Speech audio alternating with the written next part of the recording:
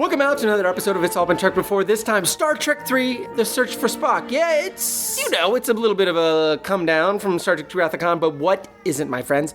If you want to stay at that elevated level, you can check out some of the other stuff on the IABD network, such as Squatch Smashers. They're back for Season 3 with a pop quiz.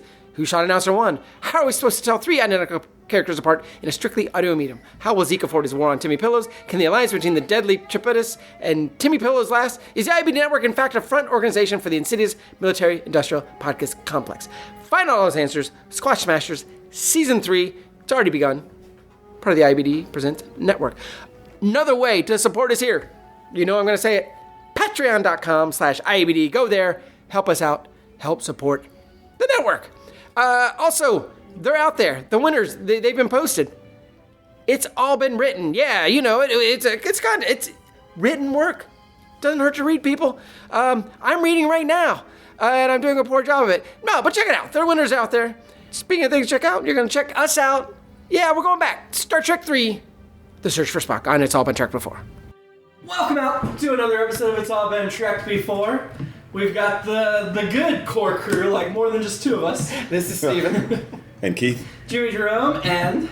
Hello, I'm Marianne. Marianne is back. We're here to talk about Star Trek 3, The Search for Spock. First impressions, memories, whatever. Let's take a few minutes, go around the table. Yeah, I don't think I'd seen this in 20, maybe 30 years. I was not looking forward to it, but I ended up enjoying it. It's still not my favorite, and there's issues which we'll get into, but it's also coming after Wrath of Khan, and it felt that same way when I saw it. Mm-hmm. I mean, essentially, and I was just reading, when Wrath of Khan opened big, and they left the door open for Spock coming back, that was a done deal. Yeah, he was coming back. There's no way. They were just saying they couldn't have the movie end when they go to get Spock, and Kirk's like, couldn't find him. They burned down the theater. I think this is the one that suffered from, it did suffer from being, well, how do you top that? Well, the answer is you don't, which is actually probably the way to go with it. Mm-hmm. So I think it suffers by comparison. But yeah, I think at the time I thought, well, that was a good episode. Not my favorite. And I still think that. And just to get ahead, you know, when it starts with showing the end of Wrath of Khan, Marianne said previously on Star Trek, and I was just reading that Harv Bennett, he was like, and he did a lot of TV, and he was trying to figure out, well, how do I introduce that story element? This is one of the ones I had a vague memory about as well. I think my family had it on VHS, copied or otherwise, who knows, from HBO or something, or I don't remember. But yeah, I feel like I'd seen it a couple of times at least, but certainly not within the last couple of decades. I enjoyed it well enough.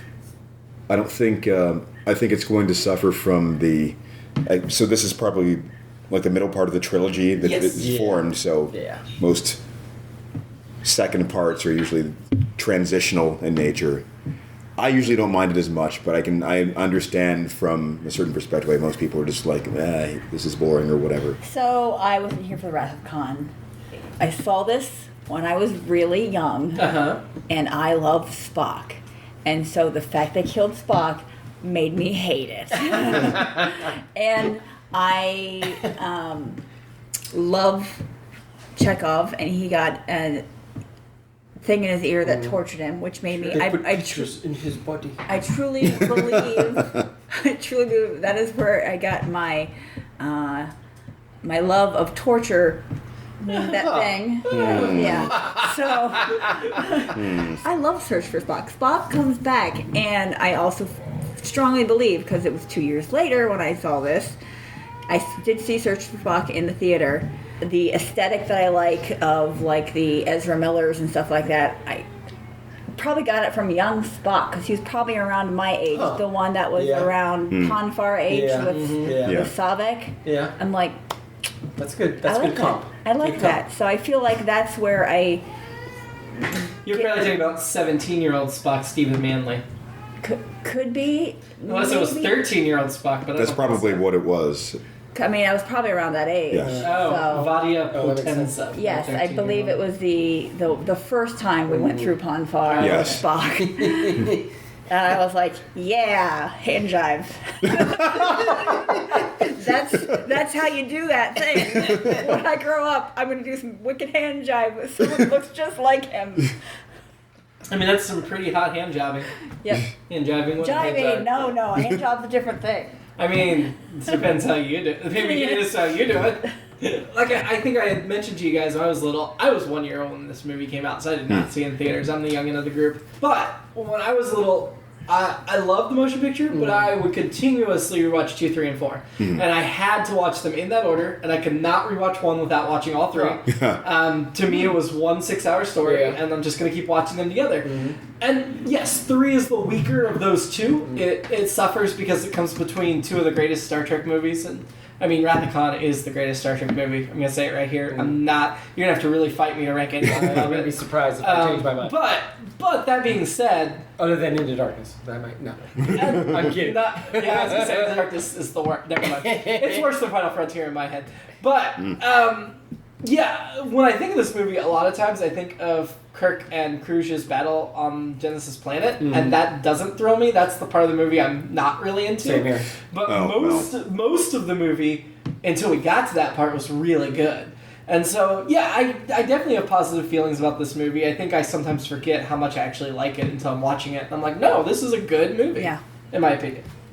I also had it on videotape, and I would watch it. Yeah.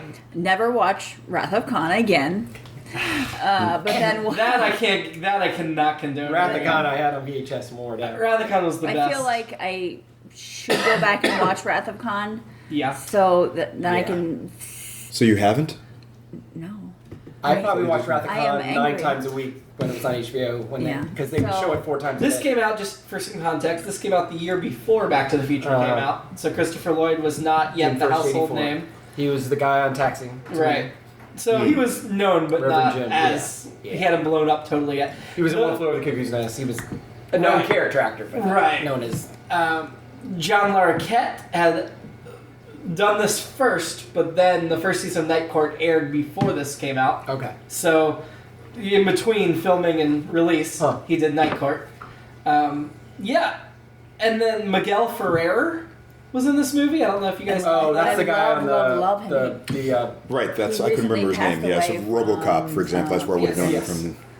And he does television and stuff. And he was, the first officer on the... Was he on the Grissom or was he on the Excelsior? the Excelsior. The Excelsior, yeah, you're right. Miguel Ferrer, first officer on the Excelsior. So we had some people that hadn't blown up yet that would blow up. And then we have a ton of actors that this is like their highlight of their careers. Which is interesting to me because Star Trek gets some really good guest movie actors. In almost every movie, there's somebody or multiple somebodies. And obviously this one is pretty rich with actors they have, and then a whole bunch of other people. As Steven mentions, we also got Phil Morris, who Seinfeld, Jackie Giles. Your Giles. face is my case. It's egregious, preposterous. So maybe not quite as big as John Larroquette, but you know. Yeah, but We start with, like you said, the previously on. It started in a small blue box that slowly zoomed in, which I thought was very interesting. Why do you think they did that? I thought maybe it was trying to give the impression of like TV? almost like newsreel. Oh. That does. Past. Yeah. But they transitioned into color in present Right. when he said the most human during the eulogy, Right. which was an interesting part to do it.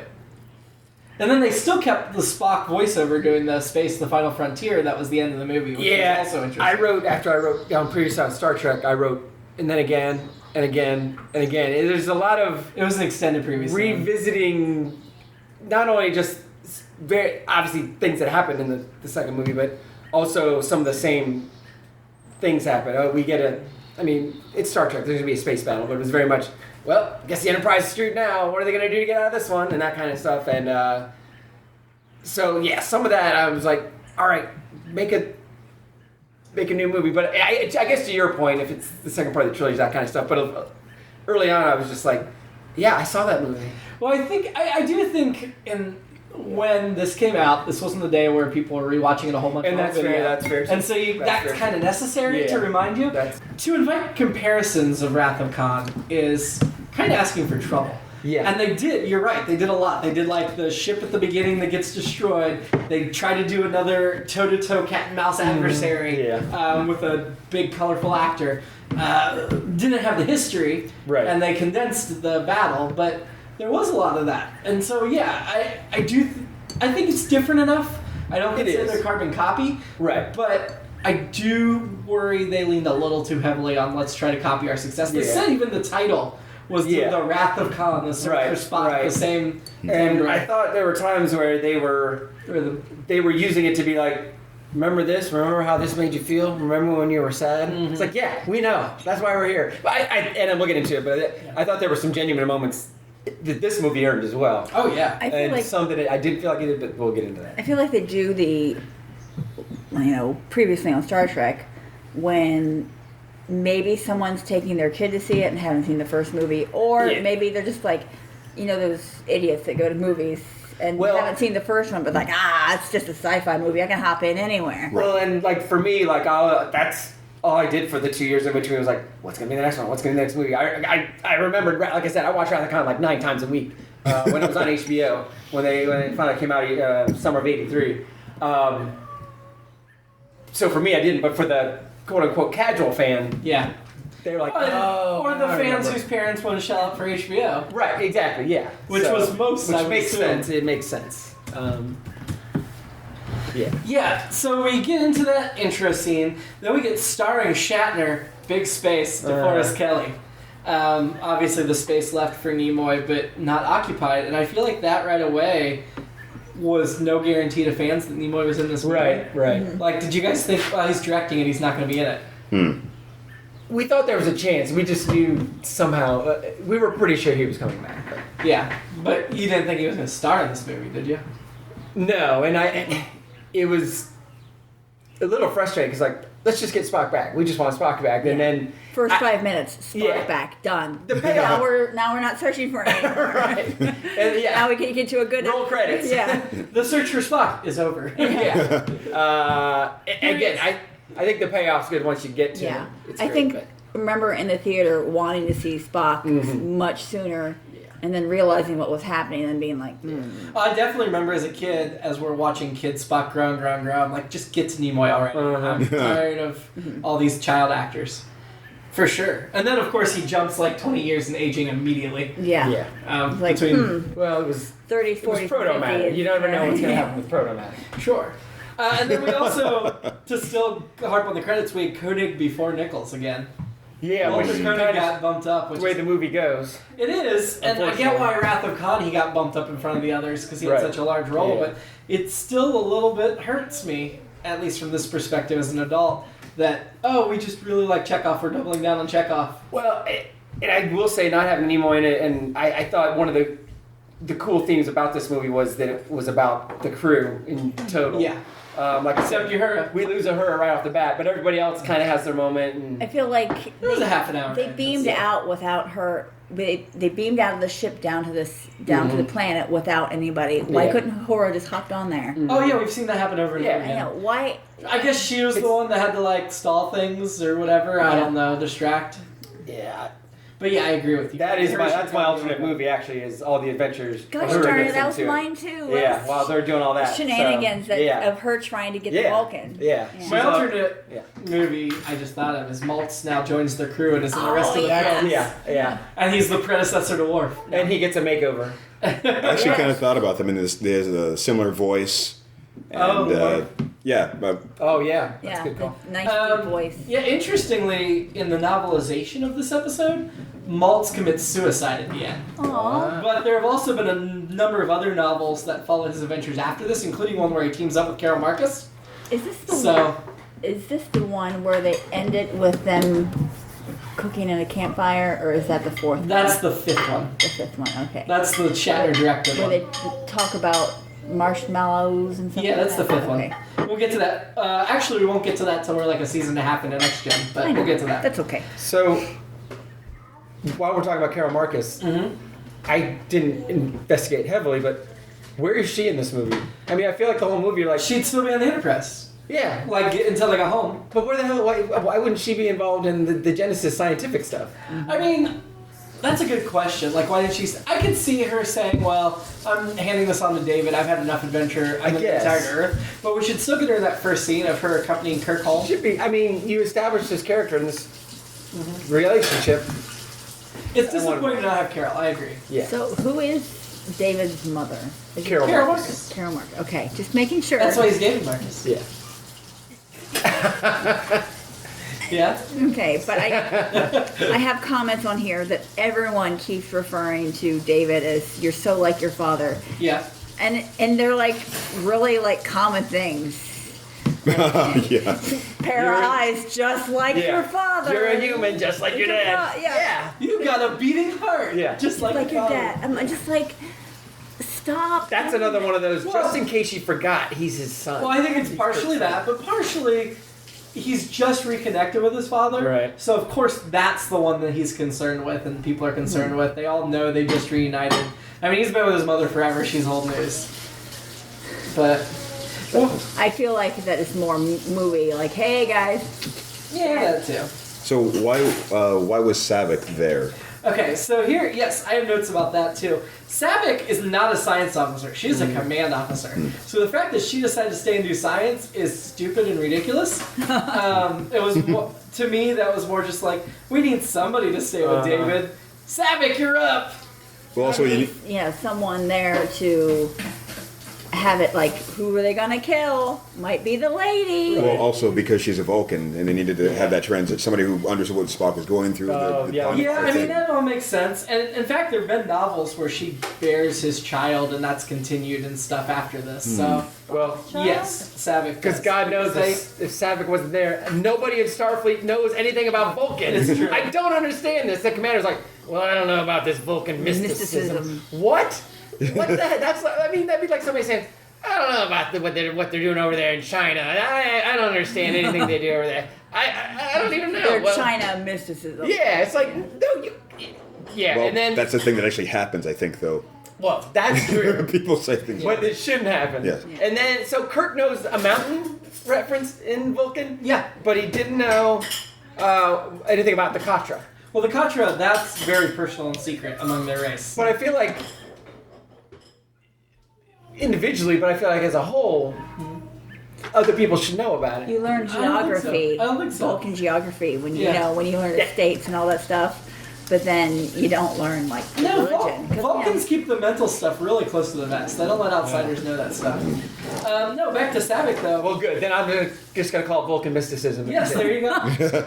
Back to Savick though, I thought it was very telling that immediately David had to mention her name and they had to be like, guys, this is This is Savick. right. Yeah. This is Savick. Right. Kirstie Alley, she's not coming back. Yeah. This is Savick. And that, honestly, so Robin Curtis, she always gets crapped on for this performance. Plus, she was great. And she's barely in the fourth movie and then she's gone. Yeah. Whereas Savick should have been in the fourth more and in the sixth, which they recast as Kim Cattrall and just made a different character. But it was supposed to be a 5-movie arc for her. I mean, they were just going to continue keeping her. But yeah, my question is, because I think Kirstie Alley was so good. Mm-hmm. Robin Curtis doesn't measure up, but if there was no Kirstie Alley, would we consider this a good performance? And I'm inclined to think yes. I actually disagree quite a bit there. Really? I think that this was much more appropriate for a Vulcan than what Kirstie Alley was doing. It seemed like, kind of like cheating. Well, Savick's half Romulan. Oh. And I think that's why Kirstie Alley's more appealing as a viewer, which is she had all those fun exchanges with Spock and all that, whereas Robin Curtis doesn't get to do any fun exchanges. No. So she just gets to be the Vulcan. Yeah. And so I think that's the other part of it. Is like there's no, like she has the one lame joke. You're so human, just like your father, and that's it. And that's not even, that's a terrible one. Yeah. Because then she's on the planet. Yeah. So why not just make her a different character? Right. That is actually a much better point. That makes more sense. Yeah. Honestly. Another Vulcan. I mean, it would be really weird, and we'd all be annoyed if we're like, oh, here's another Vulcan that's just like Savick, but she's a different character. But that's still better than, let's just recast Savick. Yeah. Yeah. Because then you could develop her differently. And then you could have kept her for multiple movies, whereas I was very little when these movies came out, I don't remember for sure, but I very much feel like the reaction to her in Search for Spock was not great, so they just let's get her out of the series. Yeah. She was underwritten, I think. I mean, as you were saying. That's part of it. That's Yeah, part just of it. Because I really do, if you set Kirstie Alley aside, I think she did a good performance. Of course, Kirstie Alley got the action figure, and Robin Curtis didn't, so... Even though Curtis did 2 movies. I look forward to Kim Cattrall later, even though I'm more of a Charlotte guy. So I can't wait. Yeah, I'm more of a Charlotte as well, but in terms of my personality, but I like Kim Cattrall. But they did not just call her Saavik as a third actress. They gave her a different character, and while that would have still been Saavik's story had Kirstie Alley stayed with the series, or if they decided to keep Robin Curtis, it felt very different and very developed in a way this wasn't. Yeah. So we'll get to Star Trek 6 in a year or two, or 3, and we'll talk about it because we're doing this in production order, or release order. Release order. So we gotta do some next gen before we can do that, but yeah. So back to the beginning, we're seeing the ship come back. We got the battle-damaged Enterprise. Graphics. That really hit home to me that this is the battle-damaged Enterprise limping back after what happened. Like, the crew's all emotionally torn up, and then you get the external vision of the ship torn up. Except for Jackie Childs. Except for Jackie. That's it. Can you please? He wasn't even in Wrath of God. Can you let me know about what his question was about? Are we gonna get a? Heroes welcome. Yeah. Okay. He was kind of feeling good because they were victorious, more or less. I was like, we And kind that of was- lost someone though. Well, No, but he that was wasn't part of their main crew. He was one of these cadets that just went out. Oh. It was their first adventure. I get that. I get the young naivety. Yeah. That was the point of that was the point of doing didn't that for the have Spock. contrast of Yeah. giving Kirk that moment to go, I'm serious about this. You know, Yeah. how dare you say we won? Yeah. I thought the graphics with the ship, watching it now, showed the. It looked like little cutouts. Just Yeah. like Yeah, I know. It was a different kind of Starship porn this time. Yeah. Yeah. I mean, because It did not have the Wrath of Connor motion picture. the last one gloriousness. I watched was the motion picture with you guys, and those scenes seemed so well done, and it seemed like a step back to me. You'll see in Wrath of Khan they do the same types of shots, but quicker because they weren't going to spend as much time. Yeah. But they again do those hero shots. And this movie, the Enterprise deserves a hero shot. You get to see Janice Rand briefly watching them come in. So yeah, that's one of my next notes. And she on IMDb, she's just credited as woman in cafeteria. Yeah. Oh, I was going to ask, did you know, like right away as fans, that I did, when- yeah. I wouldn't have recognized her if you hadn't pointed out that's who that is. I remember being like, who is she? Again? To me, I'm like, she did not get to go on the mission to Khan, which makes sense because it was just a few senior officers and a bunch of cadets. But if I'm her and these people I served with and loved ran into this bad thing, I'm waiting and watching them come in too. Yeah. So if you know it's Rand, I get that emotion in that moment. But why not put like a name tag or something, or kind of like None of them wear name tags. something, Or somebody saying, Yeoman Rand, your coffee. At this point, it's Commander Rand. Your space coffee. Commander Rand. No, exactly, something like that. Just Right. like a name drop or something. Why even put her in it if you're We not should gonna? go back to IMDb and change her so people know it's Janice Rand, because I don't know how to change it. You can do it. I'm gonna do it. Can we just change IMDb like Yeah. you change Wikipedia? Yeah, you can. What? Oh, like you have Maybe like I Pro or change something. It back, but we've skipped ahead of a bunch of notes I had. I'm Yeah. sorry. Oh, yeah. We're going. Real quick, fashion. Yeah. Why about this? Sure. Does her have a Jerry curl? Yes. Yeah, Yeah, when there's did you have time to go get a haircut between coming home from fighting Khan and now? And There was a couple days, right? There was. Yeah, but that's what you're gonna do to Lauren Spock. I'm going down and getting a new hairdo. wasn't it in '84 was when wasn't Coming to America '84 was '85. I can find out real quick. It's- Soul it- Glow? yeah, it feels a little later than that. Maybe that was '85. Well, I would say considerably later than '83. Like, 88. Yeah. Oh yeah, it wasn't much later. So they copied Uhura's hair. Well, No, it was becoming fashionable around then. I was going Yeah. to say Michael Jackson had. Oh, it. yeah, I think that's yeah. why. oh yeah, that's a better comp actually. I'd say fashion in this, I appreciate it a lot. I love. Sorry, you. We got it. Okay. We got off-duty outfits that were Oh my interesting. God. I Sulu love- looks sharp. Sulu revealed his gayness subtly, or not so subtly, depending on your perspective. Gaiety. I don't know. love his jacket, his blue shirt that he wore underneath it, the jacket that was kind of like a cape, Yeah. like a waist cloak almost, And you but know, leather, absolutely. And- It was great. It was sharp. But then poor Chekhov with his little Lord Flaunter, like collar And Yeah. then like little Dutch boy outfit. There's I'm like, oh, like a my puritanical gosh. collar or something, like Yeah, pilgrim very. collar. I have a leather jacket similar to Sulu's. I'm gonna wear it as a. I'm not gonna put my arms in. I'm just gonna wear it. Yes, drape you around me should. next Oh time. my gosh! Uh, Next time we have something. Yeah. Yeah. Oh, Alban Trek and Matt. yeah. I'll wear it. So did we cover? I think last time we covered like the purpose of those uniform flaps, like the Yeah, you see it Kirk was. with them undone, Yeah. occasionally Yeah. sort of hanging open. I guess it's supposed to cinch it or something, right? Or Yeah. Because when Uh, you notice when it was cinched, it was like a little ruching there. Yeah. Well, And I was like, one button does all that ruching. It's probably already sewn in. So you know Harry Potter and the Prisoner of Azkaban was paying tribute to Search for Spock, when in the third Harry Potter movie they ditched the robes and ran around in regular clothes. Just like this movie, they ditched the uniforms. And I'm kidding, obviously. But it is the third movie, and this is the one Star Trek movie they don't wear the uniforms after the beginning. They run around in regular clothes. interesting. What about when they go on Earth? They don't wear the uniforms on Earth. Right, and they spent the beginning of this movie, and then when they stole the ship, they still weren't in uniform. Oh yeah. Oh, you mean Voyage Home? Yeah, and 4. You're right. Kirk, you're right. They don't wear the uniforms in 4 either. Yeah. Whereas Harry Potter, they got the robes back for the 4th movie. I So, really want that. sorry. So Harry Potter did not keep paying tribute the way they should have. Lots of cool outfits and aliens in this movie. We had Valkyrie, Yeah. or Valkyris, Was that sorry, the- played by Kathy Sheriff. She was. Oh, She was the hot Klingon lady. Yeah. Yeah. I was going to mention that. The So, only hot is that the first time we've seen like the cleavage Klingons? Yeah, I think the so. And, proud tradition of Bietor and Lursa will continue. They're my favorite Klingons. Are The cleavage Klingons. Yeah. oh, I thought- Bietor and Lursa specifically? Just any Klingon with cleavage. You'll get that. But wait, so did we even see female Klingons before this in the original series? And Yeah, we saw Yeah, a we couple. did. Kang's wife, whatever her name was. And it's interesting because this crew had no females on it.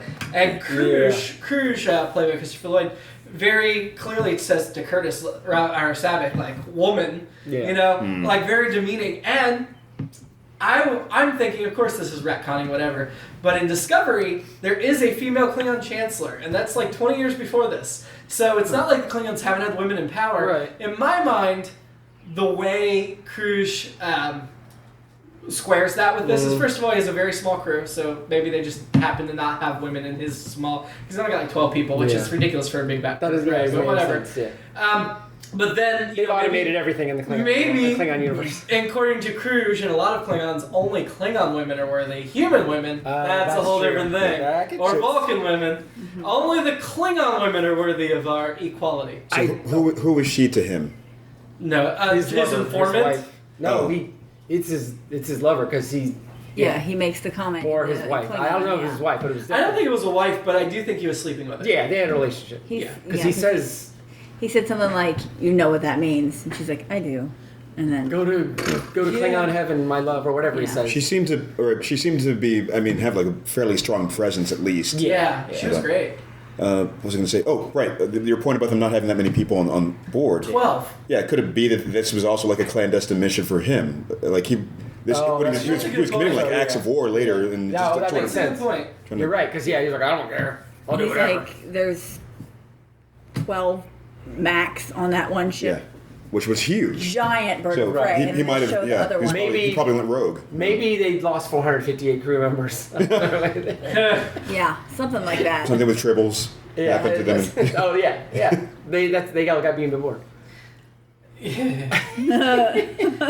So this sorry, go ahead. So originally, I guess they were, Harv Bennett wanted it to be Romulans, and they decided Klingon. But Nimoy wanted Klingons, which again, I appreciate. Everyone I like knows. Romulans. Everyone knows I love the Romulans. I'm partial to them. Yeah. Then you're gonna love Star Trek Picard this All fall. right. Yay! Or in 20 years. Oh, Maybe they'll bring back Joanne Linville. I doubt it. She's still kicking. I understand. I doubt it. No, You're gonna get Alison Pill though instead. Oh, that's okay. She's in Star That's Trek acceptable. Picard. All right. We'll Wait, get- is she a Romulan? It's unknown. Okay. But I suspect she would be. That's All right. my guess, but I can be wrong. You mentioned Harv Bennett. He voices the flight recorder in this episode. Or movie, I mean. Okay. And I thought it was very interesting. Teresa. Teresa. No, there's a woman named Teresa. Last name starts with a V. Oh, Victor. Teresa Victor voiced the Enterprise computer in this, not Majel Barrett. And Chapel didn't appear in this or Wrath of Khan. Oh, yeah. I know they cut Gene Roddenberry out of Wrath of Khan, and then Gene Roddenberry wasn't involved in this at all. So I feel like because Gene was cut out of these movies, Majel was too. And that's disappointing to me. Yeah. I know she makes it back in before the movies are done, and of course she does a reoccurring role in Next Gen and DS9, but it's still disappointing to have Majel cut out at this point of the series franchise. Maybe just me. No, I agree. I think she's a key thing to the success of the shows is everyone that knows who that is. I wish they brought back Dr. Mbingo while they're at. But that's just me. And my brother. So, jumping back further, because My notes, I took a whole page of notes just from the first 27 minutes of the film. so I'm still 4 minutes into the film on my notes. Chekhov takes the science station. And he's sad about it. Right. He is, but for a second I was like, why is Chekhov taking science? Last we saw he's at weapons security. He's traditionally been a navigator. But then I'm thinking, well, he was a first officer. He had to have training at all the Well, and on the stations. original series, he was the backup. Yeah, so he's got all this command training. Yeah. And I guess that's also why he gets to do the self-destruct, is he's at this point. XO, which confused me then when he said in Kirk's quarters, when will we get another ship? Because when did he join the crew again? Right. He just got a ride home from them after his crew was destroyed. Well, his ship was destroyed. that whole angle of we're putting the Enterprise in the mothballs or whatever, I wrote down they're selling the Brady house. It was, and I mean, I say that in a good way, but it was still kind of like, what are we gonna do? What are we gonna do, Mr. Brady, Dad? So I think it's kind of like that, we gotta save the Enterprise. Where are we gonna go? Where are we That's gonna move? that's the alternate episode. Is that- yeah. Is everyone in their They chip in. trying to get the Enterprise back so they can refurbish it and I thought maybe they chipped in a bunch of credits and they were able to save the rec center. yeah, exactly. they were gonna paint it up new. We'll have a montage with them doing it. Well, the ship is 20 years old, which actually doesn't fit with the canon. Because the canon, Robert April had it for 1 5-year mission, then Pike had it for 2 5-year missions for 10 years. Then Kirk did at least 10 years before Star Trek The Motion Picture. So that makes the ship at this point 27, 28 years old at least. So maybe it's probably rounding down. Space rounding. Yeah, that's some big rounding though. It's one of those Well, and they just souped it higher up brass for, are like 20. in The motion picture got a major renovation, yeah. Right, so how long between that and Khan? I think there were a few years because it was definitely established that the ship at this point was just being used for training. It was no longer doing the active exploration. So, at that point I thought it was the renovation. Part of the renovation was probably, Decker, they were going to send off on a mission. Right, well, but I guess maybe it's well, you know what, we took a look and it's total. Our insurance company is telling us it's totaled, so we're just we're gonna part it out. Or maybe they were like, hey, we're going to renovate this, and then they're like, hey guys, look at this Excelsior. Oh, never mind, we're going to build more Excelsiors. Yeah, exactly. It's probably cheaper just to get a new one than to repair an old one. This was the introduction of the Excelsior and Space Dock. I don't think we saw this Space Dock before. Yeah, it was a different one. It had a door. Yeah, this Yeah. Space Dock is always Space ingrained door. in my head as being the movie Space Dock. But I thought the NX 2000 Excelsior was very impressive. Yeah, I could absolutely see how how it makes the Enterprise look a little bit outdated and garbage. Which is hard to make the Enterprise look like garbage because the Enterprise is great, but I could see where it's For the nostalgia fans, they can see that it's an upgrade. a major upgrade Well, that looks because nice. it maintains enough of the Enterprise to be familiar. Right. But it's no, this is the future. This is way cooler. I thought this is my other Seinfeld reference from this movie. I thought when they escape and the Excelsior is chasing it and they're all both at impulse power, it reminded me when George is being chased by the old people. And the scooters. The motorized cart. Yeah. The sound effects as they were chasing that stalled out were just plain ridiculous. Those were definitely car sound effects. So Awful. we got to cut back because we have. This was jumping way ahead. Sorry, I jumped. I was going to say We're still jumping way ahead. we got to go by. I'm still in Spock's quarters, so that's. my next- I'm not even to there yet. Okay, you keep going then. Scotty said, "Oh, it's going to take us 8 weeks, but I'll do it in 2." I think that's because a lot of people, they talk about Scotty exaggerating. A lot of people point to he times it by 4, and I think this is the moment where we get the peak in the math, and then he just does multiply it by 4. And I will say there are a lot of legitimate laughs in this movie. And some of them were the lame. We're gonna keep beating up on Savek. This looks like it's so human, but there were a lot of legitimate laughs. And at the end, both Kirk's lines to Maul to make me laugh. So I lied. There's some good stuff. So my notes were just meeting the bird of prey. No bird of prey, sorry. We got to see its little arms go up. Yeah. Which I thought was really cool. Yeah. Granted, the space station, I felt like the money was spent on the space station and making the arms go up the bird of prey. So you guys got... I wrote there, for me, a lot of the effects in here, I know it's the 80s, didn't age well, and I don't think they look great then. A lot of them do, but to me, Wrath of Khan looked a lot better than this. But maybe it's just because I love that movie more. But.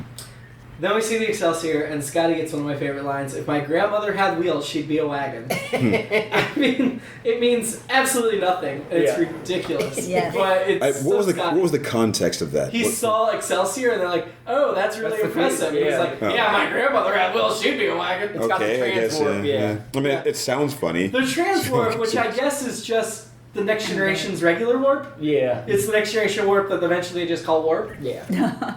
So during the escape, and I understand that, of course, these are doors that open to space. Sure. But I was disappointed that no one else would be losing their mind of them saying space doors. Yeah. The space doors are closed. It should just be doors. And that was the other thing that I was like, wouldn't you want them to be open before you're inches away from it? It's they can open, but they take this. They're not like the Star Wars doors where it's I can't remember which one you pointed out. It makes no sense for a starship to back up at any time. At any time. There should never be a reverse. That's not safe in any context, in any universe. Do they have to back mirrors? Up. Yeah. Do they have... They have rear cameras. Looking? We have cars with rear cameras now. Captain, can you move your head? I cannot see out the back. And it's got big fuzzy dice hanging from it. Yeah. It's just seriously, why would you back? And I wanted a beeping noise if they were really going to back up. But then it would have shown how bad if they had to do a turnarown. It was instead of a one, boop boop. Well, it looked like they were about to hit it, so I wanted them to have to do the Austin Powers. Yeah, they had to do a K turn to get. Yeah. So now we're up to, they get into Spock's quarters because there's a life sign. Security officers wore great helmets. Yeah. That should be part of our fashion. Yeah. They look like... More fashion. We're going to do that 3 more times. They look like MMA helmets or something, or sparring. They reminded me of the old leather helmets the football players. Oh, yeah. Then Kirk enters, and he has to manually turn lights with his hand. You can see his hand doing something. These security officers are the worst. They should have gone in and been like, "Oh, well, Bones, you're here," and then come back and be like, "Why are his quarters sealed anyway? Is it like when the mother leaves the kid's room the same after he dies? Probably. I asked for it to be sealed. Yeah. I did it myself, and they put security. Yeah, Chekhov did it himself. Yeah, Chekhov did that. And what did it say?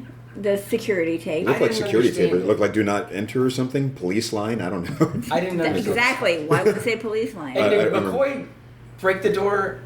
Because it was Vulcan strength. I don't think he broke the door. I think he just broke the tape, right? And then he left the door. It looked like it was bent. The door was only half open. Oh, well, he just because it was sealed, so he was you're right. You're right. His muscles weren't Vulcan muscles, though, so that's why he couldn't do the Vulcan nerve pinch. I mean, all these things. That was funny. That's a accuracy thing. That's not a muscle thing. You don't think so? How come he couldn't get the accuracy? I don't know. Yeah. Have we seen that happen? I don't remember. No, I don't think we've ever seen a human do it. Well, see, I don't know. No, it's just you gotta hit the right spot, right? Yeah. And he was doing it for a bunch of. But then we get McCoy getting spun around, which is a great bit. That was. Yeah. I had that same comment. The overdramatic grab from Kirk in Spock's quarters. It is overdramatic if it was anybody but DeForest Kelly when it worked, but it worked great for DeForest Kelly. Yeah, he's got the crazy eyes like he had in City on the Edge of Forever. Yeah. So he just is crazy-eyed. Yeah, that's true let too. Let him do it. That's true too. And I say that with all love and respect because I love the Forrest Gump. Me too, and I think the rest of the movie, I think he's great playing, like, I have this weird stuff going on in my brain. Yeah. And then at the end, his scene when he's thinking it all yeah. over is great. That stuff's great to think. I thought he was fantastic in this. Scotty was named Captain of Engineering in Excelsior. Since when is that captain? What does that mean? role? Yeah. It's always chief engineer. That's what the problem with these new ships. But he's already a commander, so they were gonna like promote him to captain because Excelsior? I don't know. That just confused me.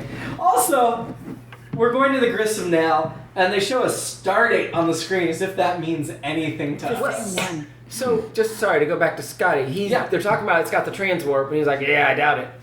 So, does he know how to use a transwarp? Does He know? must, because He they does. named him head of engineering. Yeah, I And know. he took all the little important things out of it, Yeah. so they couldn't get What, out. were those AA batteries? Is that what those It- were? I it felt was- like it they were was spark plugs. Spark plugs. He was pointing. It was sabotage. That's what Yeah, he- nice. Went on board and got him. Nice. So- Yeah, that part was. I mean, it shouldn't have been that easy to sabotage it, but at the same time, it's Scotty. Sorry, I don't can't say it. sabotage. You have to say it for me because I can't say it wrong. I say I mispronounce lots of things. That's not all I can do. So actually, this is before they leave, they see Sarek, and I love him. Yeah. I mean, Mark and Leonard? he appears on Next Generation where Yeah. it gets the thing, and he's watching her performance, and that solitary tear. I was just like, oh my god! I have not seen the Next Gen episode yet. Such, I'm looking forward to it very much. I've read such the a novelization, good, but such a good actor, and to have someone span so many years is and just. he was a Klingon captain in the motion picture. Mm-hmm. And but this is the first Sarek we get in the movie. Yeah, it is cool for a guy to just guess as this character for over For Yeah. all that time. Yeah. Well, and get to reprise on the Next Yeah, Gen as yeah. like the Vulcan equivalent of Alzheimer's as he's gone down, Yeah. which is cool. I have a Sarek line here. I Yeah. said, when he approached Kirk, it was just something about the way it would look when he was walking up to him with that face. It looked like one of those cop movies where he's about to slap Kirk. For like, what'd you do to my son? Kind of. My first Like note this. is Sarek is pissed underline. Yeah. Sorry, Chris, you gotta beep it. And then he demands that this mind meld, which is supposed to be consensual, and he does say like, "You must mind meld with me. Will you do it?" Like it was very weird. Why didn't he just explain the whole concept and then say why he had to mind meld? Because all logic goes out the window when it comes to his son. Actually, Sigh. that's a great explanation. I mean, It really is. He's proven it in things we haven't seen yet, of course. Yeah. But he proves how much he loves his son, Yeah. and Well, and he's not totally logical. I mean, he married a human woman. I mean, come exactly. He on. married a human because he does love and understands that. That's how you know I'm not a good Vulcan. I married two human women. Two human women. Not at the same time, though. Not at the same time. Yeah, at least Sarek married a Romulan first and then a human woman. Was it Joanne Linville? No, it wasn't. But I don't know if we've seen her. Or no, he marries a Romulan after Amanda. In Next Gen, he's got a Romulan wife. What about in the Kelvin? No, I'm kidding. And now he's James Frayne. There, yeah. No, Sarek later will mind meld with Picard, and so now he's mind meld with Kirk. That means Picard gets all Kirk's memories, right? I feel like they should have explored that on Next Is that how that Generation. works? I thought it was I just. think when your mind goes to your mind, you get like it's kind of like Do you retain it's it? kind of like when you sleep with somebody, you've slept with everybody you slept with in the past. But it's. So, but wait, is it I feel like there's a basic mind mode where it's like we're just gonna hang out right now. Yeah. And then there's the There's deluxe the- model, which is what Right. Spock did. Where he's Which is- like, yeah. I'm dropping I'm dropping my shoving all Contra your- off. But I think there's a few mediums too. Yeah. But Picard's was a pretty deep one, right? Because it solidified Sarek at a time where he was falling apart mentally. So I would think Picard would get at least a taste of the Kirk there, and then when Kirk meets Picard in Generations, Picard should be like, "Hey, I've been in your mind. We're Vulcan mind brothers." I don't I know. don't think Cousins. that Maybe I'm just going too far. So then Sarek and Kirk do the Spaceballs moment. We're like, let's just rewind the tape and watch an earlier scene. Oh, that's great. I think we all noted the Enhance. bits with the. Well, augment. But Okay, yes. Well, yes. and that's one of those other parts where it's like we're gonna watch this part where we try to make you cry again, because it's like, why wouldn't you just keep rewinding until you got to something different? That was. I mean, Kirk stops on a part that he lived through, so he knows. He knows he's it looking- didn't happen then. Well, he doesn't know because he was Well, like no, stricken because by that's shock when and grief. Spock's on the other side. Yeah, but he's already stricken by shock and grief. He's trying to. I don't know. Yeah. I think there's an emotional I'm staying on component. this one. I'm staying I don't on think that. I don't think Kirk's thinking logically in the moment. He just wanted to watch it again. Are you gonna Yeah. let this be your battlefield? Let this be your last that's- Battlefield? This one will be my last Battlefield. Okay, all right. That's good because we got many more episodes. I know. Keith, what you got? Well, the other part of that is that it's sort of like the trial where you can see the cameras panning Right. and Oh, moving yeah, from yeah, different yeah. angles. Like the Like those- court-martial episode and Yeah. some of those where it's like... So it's like Or post-produced suddenly. the menagerie, yeah. Where it's Yeah. like... But they got those from the Slotions, who they Sure. they have advanced camera techniques. Well, then Sarek's like, okay, you gotta go back to Vulcan. And Kirk's obviously can't fly commercial because somehow everybody already knows Genesis, the space Right. secret is off limits. Oh, they said you guys know about Genesis. No one. Yeah. Don't tell anybody. But now Everybody else already knew about knows. it. everyone knows. The Klingons do, the smugglers do, everybody knows. Yeah. Yeah. So I get why Kirk just can't fly commercial to Genesis. Right. But they can fly commercial to Vulcan. And doesn't Sarek have his own shuttle that he Right. and her take to Right. Vulcan? Couldn't he take them to Genesis? Right. Just saying. And he's got diplomatic immunity. Man. So I'm just saying, I think Sarek Like is a being, celebrity. Shenanigans everywhere. I think Sarek is just being lazy. Like, he doesn't really love his son. He's just going through the motions. Also, I made the point when we were watching it. Why didn't they just let Kirk just talk to the science team that happened to be at Genesis and ask them to go down and do, which Yeah. they already were Right. anyway. Right. And Like, hey, we need Spock's body. Will you pick it up and we'll just swing by and pick it up from you? or something, or just hey, check this out for Hey, us. while you're there, if Yeah. you could, So you're going to be there anyway. I want to talk about a couple of the other new characters. Captain Esteban of the Grissom. He wasn't terrible. I liked Captain Esteban. Rest in peace. Yeah, I mean, I he don't did get remember- blown up, but Speaking of the Grissom then getting blown up, I know the Klingon says it was a lucky shot, but like Marianne said, like were they? I guess I can see them running no deflector shields, but they don't even try to get him up. yeah, And then even Yeah. without deflector shields, with one shot, if it hits in the right spot. yeah. But it does give you the I moment later where Cruise is like, Enterprise, just target the engines. He's like, yeah, I'll And just target that the was engines. funny. But I think it's just an easy way to be like, all right, we want these characters out of the way. Because Which is if too they bad, just 'cause I like damage them, Esteban. I know Couldn't they have pulled a Reliant thing where they Right, just, and they just maroon get away, them yeah, somewhere yeah. and they get picked up later? Yeah. How about the? This is maybe a little bit earlier. I'm thinking when someone is talking about the. I believe this is Spock on the planet, and it cuts to like the helmsman's eyes of going the woman. Oh yeah, she had a great reaction shot. I was like, okay, random woman, we don't need your opinion. Well, the deleted scene is she and Savick had drinks, and Savick went on and on about Yeah. Mr. Spock. Okay. Oh, before I throw away my first page of notes, I did write down, I want to mention this, that John Larroquette said out of this movie, he just kept wanting Christopher Lloyd to say, bring me some chocolate malts. And they would have put it in the movie. Considering the bad jokes that did make it into the movie. Yeah, that's I also had an alternate title for this movie. I thought So it should have been human. called The Secret of Genesis, which then later, I wrote it down before somebody said in the film The Secret of Genesis. So there are a Should couple. be great. Yeah, there are a couple of other music references. One being, of course, the Pink Floyd looking triangle on the back of Spock's robe at the end, like the Dark Side of the Moon. yeah. And also the smuggler who looks sort of like the Death Sticks alien from Yeah. the Star Wars In series. the cantina scene. Yeah. I actually made a Smiths reference. Yep. Oh, And she what'd you say? said, "How soon is now?" Oh, yeah. How soon is now? For the And I was like, Yeah. Then, besides Jimmy Esteban, loved that one, I guess. no, I enjoyed it. I enjoyed it, Keith. it was I was good. there when. That's a I don't funny get head the from music Jimmy. references. Oh. The music's stupid. I thought maybe somebody said meet his murder and I missed it, but Yeah. how soon is now is better. Yeah. He said he was the last of the international playboys, is what he said. Just the famous I am ones. the last of.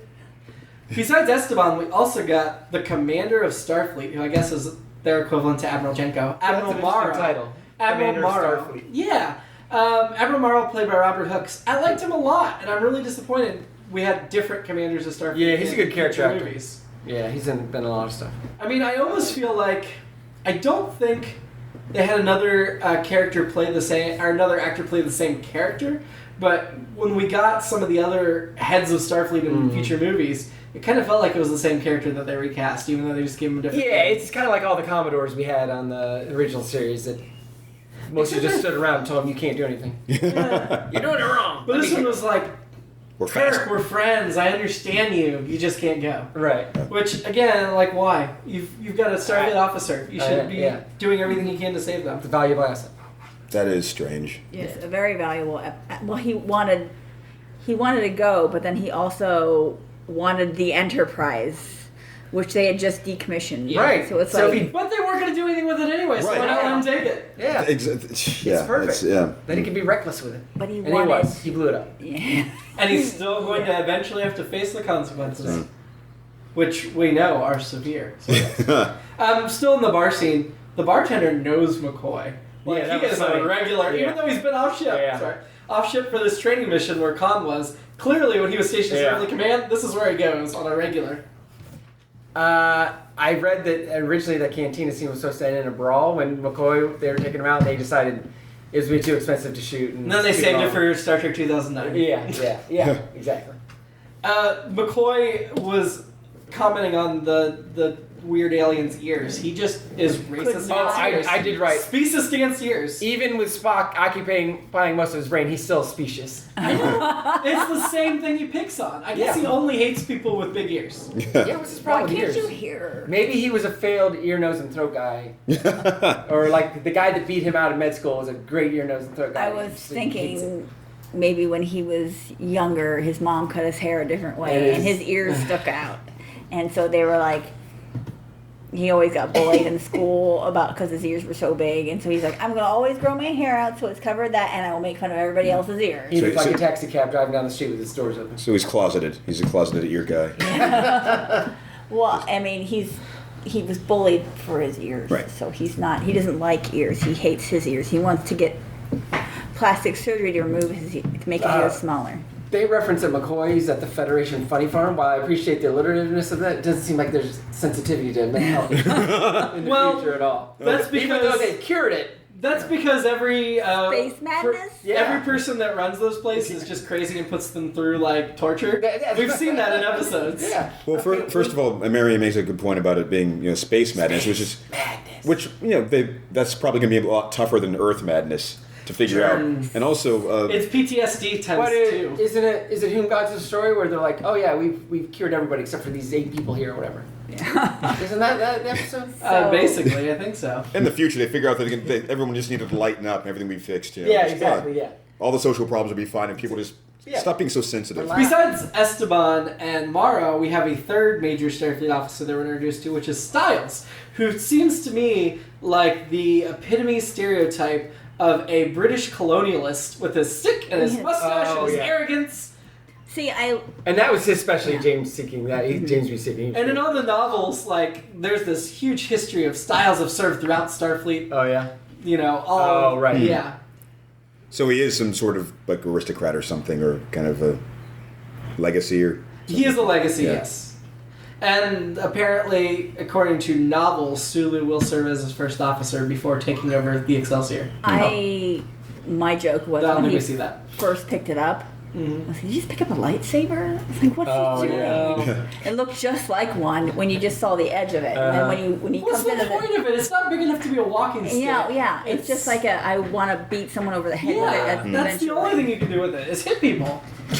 And I love Miguel Ferrer anyway. He's a Yeah. big voice actor. He does Deathstroke in all of the DC.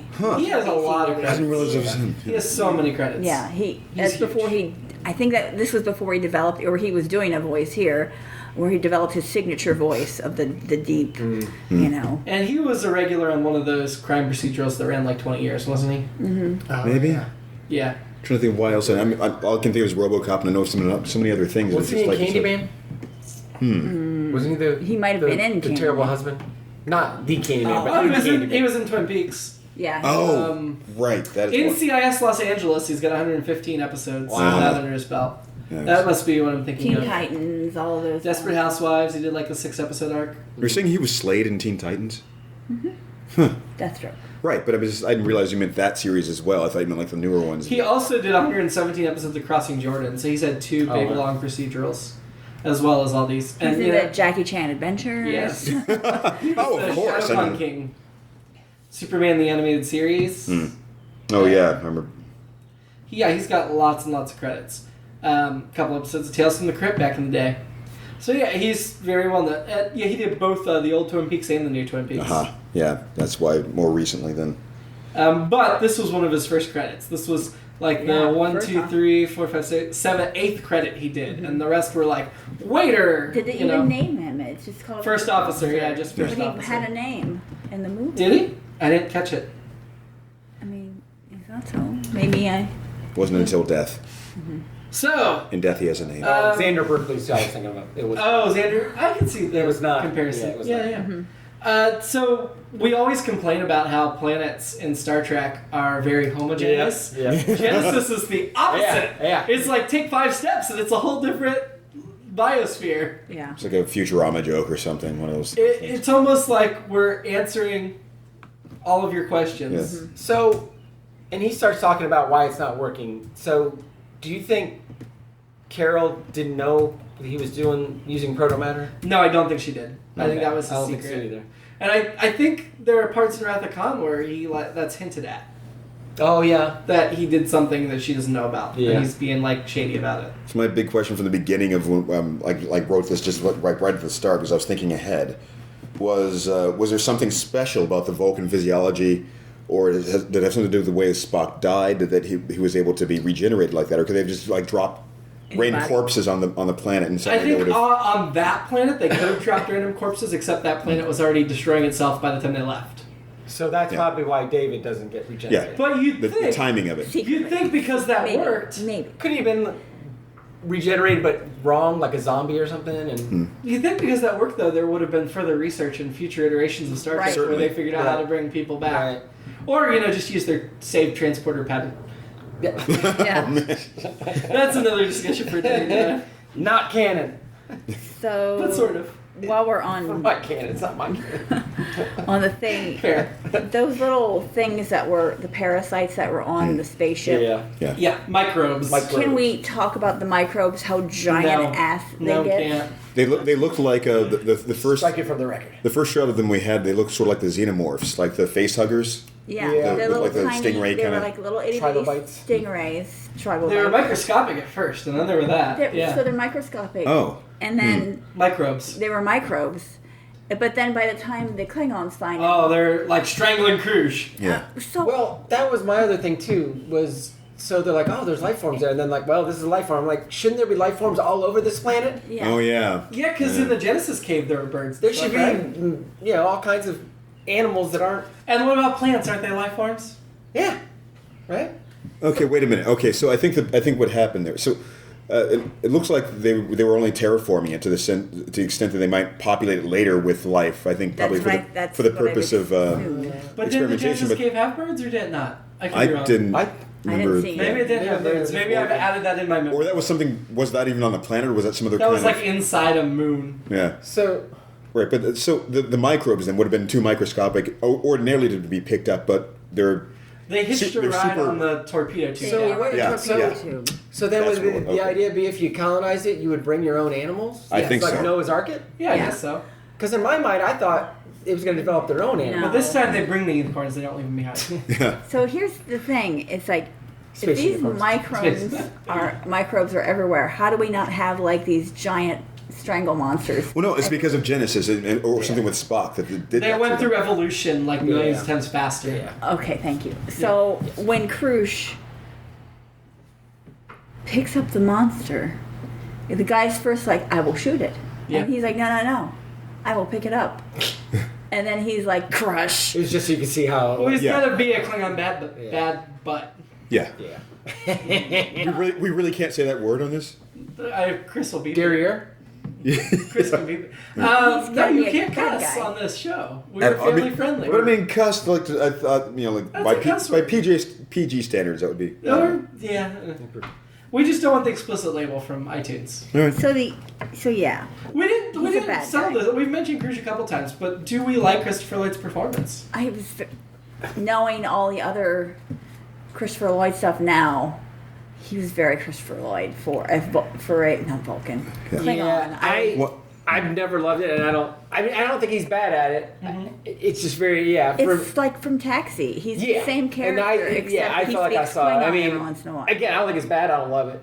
I don't love the character When either. he was so. screaming at the screen, I was thinking, this is just Christopher Lloyd playing a different character in makeup now. Because I was like, this is any of his other characters. On that, I will say that maybe by that point, or that early in his career, perhaps he wouldn't have been as recognizably Christopher Lloyd, and also Because Taxi was yeah. it was a award-winning show, but it wasn't a hugely popular show. Mm-hmm. And I can't think of what other character makes me think of him, or just hearing like at the beginning, I wouldn't be able to tell. Then just like maybe second or When he third lands on the appearance, planet. by the time he was even talking, just even on the ship and giving orders, I was like, oh wow. But what was I going to say? I think he's immediately recognizable as Christopher Lloyd. Yeah. I mean, even the mole was kept. Okay. So I mean, part of that is it the actor, or is it the writing, is it the direction? That conundrum every time is just. I mean, I guess my opinion's the unpopular one, but I really liked him in this. And I don't deny that he's got a Christopher Lloydness the same way like Jeff Goldblum has a Jeff Goldblumness Right. in And every there's gonna role. be some of that with. But I appreciate it and I like it when well used, and I thought this was a good use of it, in my opinion. I mean, kind of like Jeff Goldblum as the Grand Master in Thor Ragnarok. I think that was a good use of Jeff Goldbluming. I thought this was a good use of Christopher Lloyding. I agree in both points. However, just John Larroquette, on the other hand, I just kept going, which one is he Yeah, in? he's- Yeah. Unless he was The way he talking, I talks, couldn't yeah. would tell. never have recognized him. No. But of course, that is very young in his career too. So Yeah, it was, but, you know. So, let me get back to Genesis Planet. My notes are up to where the Grissom is destroyed. I've got a couple notes. I had one thing before. Sure. When they were investigating, or when they were seeing the life form pop up, and just the array of jokes that were just around the room from that. Mm-hmm. Somebody said like raccoon, or I said mosquito. You said grab. Well, you didn't say graboid, but that's what it is. The trimmer monsters. How does Savick know that the Grissom's destroyed? How does she know there's just not communications issues? She's immediately like, we lost communication. They're destroyed by That an little enemy. tiny toolbox. It was the fourth. They're like, toolbox they didn't have with them, and then all of a sudden they did. She felt a great disturbance. God, In the oh, forest? I was trying to say it. I was trying to get it out. They kept talking over me. You Well, got she to. may have mind melded with the Asian woman that's like her best friend. And so she felt her death. That was a look. That was a look on her face at the moment. Like, Oh, yeah, God, she just like passed it along. Hey, check this out. I also I'm dying. I also still can't get over, like, when you terraform the planets with Genesis, don't they have to be within a certain distance from the sun to actually be continually habitable and stuff? And this time we saw a sun, but I'm like, well, this was a nebula. How did it end up? Like, it just seems really weird to me. So on that subject, then, it was very interesting. They seem to be playing it like how sudden and abrupt the sunset was on the planet. Yeah. Like it was accelerated. I don't know if that's supposed to be like. Does that mean the planet was shifting? Shit was No. turning really fast. some sloppy thing. Like, yeah, it could be that. That like, makes sense. Or like somehow tying together these sped up evolution to the sped up rotation as well.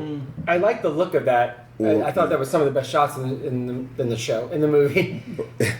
All of the Genesis science is sketchy. Yeah, oh yeah. At best. Or was it because their star was distant, and maybe that was the reason why it was. Well, I mean, talking about Genesis science being sketchy, Spock being rebirthed from a baby? Right, well that's the thing. It's Yeah. like, why would he go back to that state? Yeah, Why would he they just wake like, up revive as him? Yeah. zombie Spock? Yeah. Yeah. Undead Spock. Yep. I Like repairing the cells or something. Yeah, I don't. Whose mind is a void. Wouldn't he still have mind? Like, does that Right. mean... And Spock still had mind to save the ship after he offloaded to McCoy. Right. So... yeah. It was a backup copy. It was like right at this moment.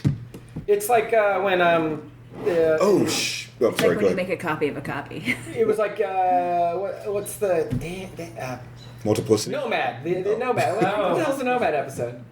The Changeling. The Changeling. It's like that when he erases his memory, but then 3 weeks later, it's all back. She's fine, yeah. You just made me realize something, though. He made that quote, that callback about "I have been and always shall be your friend." Yeah. That was after he said "remember." So the copy that he offloaded to McCoy would Still experience it. Right, and that was also still got it back. That was also we've got Doesn't make sense. 5 minutes where you get one more Wrath of Khan scene for you again, and then we'll go keep going. Well, honestly, that part, I know this is skipping way ahead, but that part where Spock is like, Jim, your name is Jim, and he's reliving those moments, to me is very much what they did with Data in the final Next Gen film, where they killed him, and then before starts like, never saw the sun shining so bright. Like, it's the same, it's the Spock thing. Like, we know your mind's in there. It just may take you some time to unlock it, but it's there. All right, Next Gen just copied it with their most popular I had forgotten that line, but as we were getting there, I'm like, oh, that is Jim.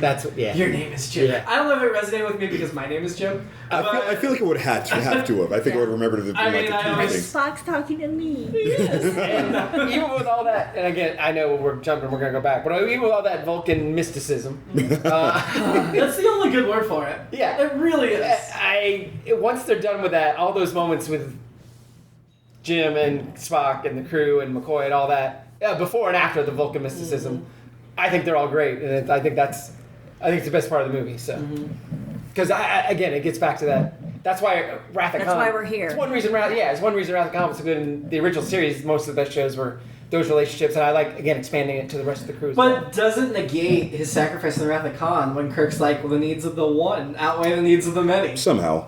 But the planet was also. I mean, there was no one on Genesis.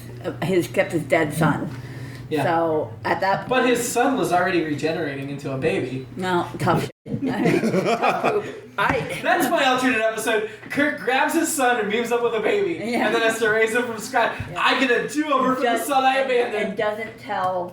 Doesn't tell Carol. Doesn't tell Carol. Until he's 30. Yep. And then there's the whole thing. Well, and I guess And then she kills him. And Oh my god, that is just so vicious. my answer would be I still get emotional when I watch Wrath of Khan, knowing that he's coming back. Yeah. So I do too. it doesn't. I do too. It doesn't negate it, but I think that's a fair question. My problem, and I know I'm probably the outlier here, is when they kill David, and I didn't like this when I saw it in 1984.